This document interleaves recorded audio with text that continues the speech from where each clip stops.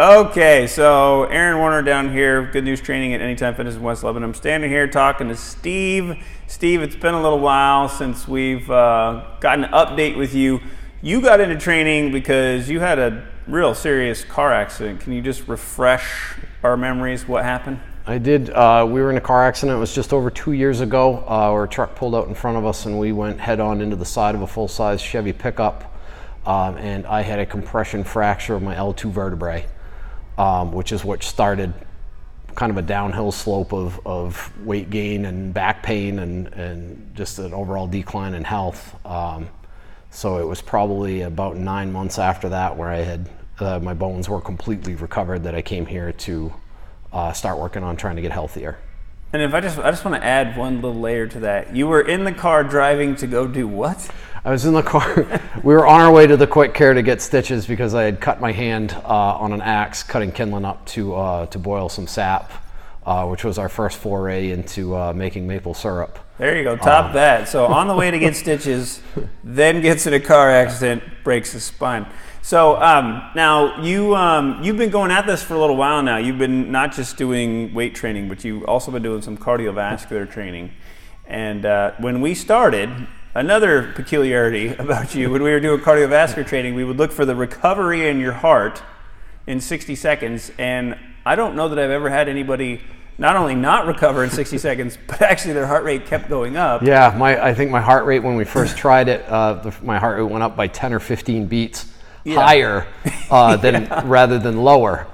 And now currently I have seen upwards of 30 to 32 beats of recovery in the correct direction. Right.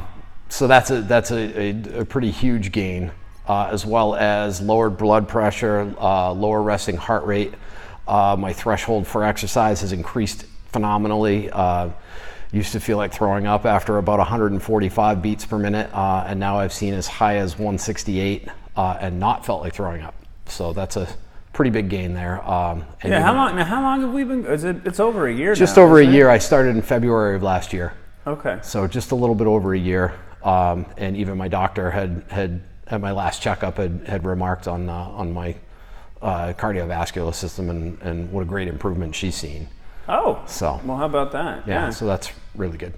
Yeah, and as far as like the back pain goes, you were actually getting pain just sitting at your desk. And like if you would do yard work. If I did anything for more than a half hour, whether it just be sitting watching TV, standing up in one place, moving around, whatever it was, if I did it for anything more than a half hour, I'd start to have some pretty good pain. Long car rides are the worst. Sitting at my office chair, literally everything I did had some form of back pain to it. And now I'm down to, you get a small ache here and there, or if I do a lot of yard work, I do feel a significant amount of pain there, but it goes away much quicker than it used to.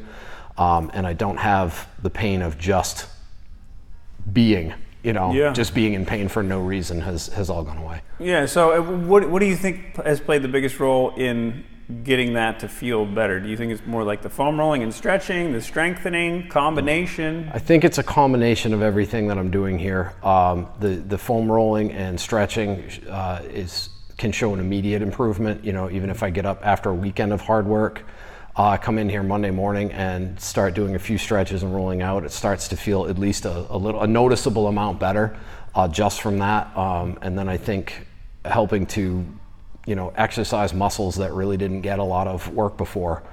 The more that you sit at a desk and more sedentary you get, the faster you fatigue. Yeah, actually, when you sit, a lot of people don't know this, but when you sit, it's compressing your spine. So it can actually, if you have back pain, sitting can actually make it worse. So you at one point, we said your back pain was like a 10, just as a frame of reference, and it's actually down to a 1 now. Is that right? Correct. Most days. When if I do heavy yard work or something like that, it gets as high as maybe a 5 or a 6, and it goes away in 2 to 3 days when it used to be a 10 and could last a full week. Mm-hmm. So that's decreased significantly, and on my daily pain levels, if I see a 1, it's a bad day. So there's been a really significant gain there. Good. And then you did mention you do have this new hobby involving Instagram. And that's looking at steaks. Is that right? Watching steaks cook. What is that? Because I don't even have Instagram, but is that like a group of guys? It's pretty much just videos and photos, and it's any kind of interest that you could possibly have. And of course, there's algorithms involved. So the more things that you're clicking on and looking, the more you see in your feed that are similar. and I found that there is a significant amount of people out there that take regular and slow motion, high def videos of steaks being cooked in cast iron pans. And for some reason, I find it fascinating. Okay, all right. Do you have a favorite cut of meat? There's a lot of Wagyu beef out there out of Japan. Where do you get that? I don't even know if you could get it around here. It's mostly a lot of high-end places in New York City. So if you're going to go get a nice steak, where are you going to get one? Most of the time, I'll get it at Singleton's and I cook it at home. Singleton's, yeah, they got some good stuff They are there. really good cuts of meat there, and I like to cook it at home. So it's a lot less expensive if you cook it at home too. Outstanding, yeah. Well, hey, I'm a steak guy. I don't know if I'm going to do that on Instagram, but love the steaks. All right, Steve, thanks for sharing that good news, man. Yeah, you're welcome.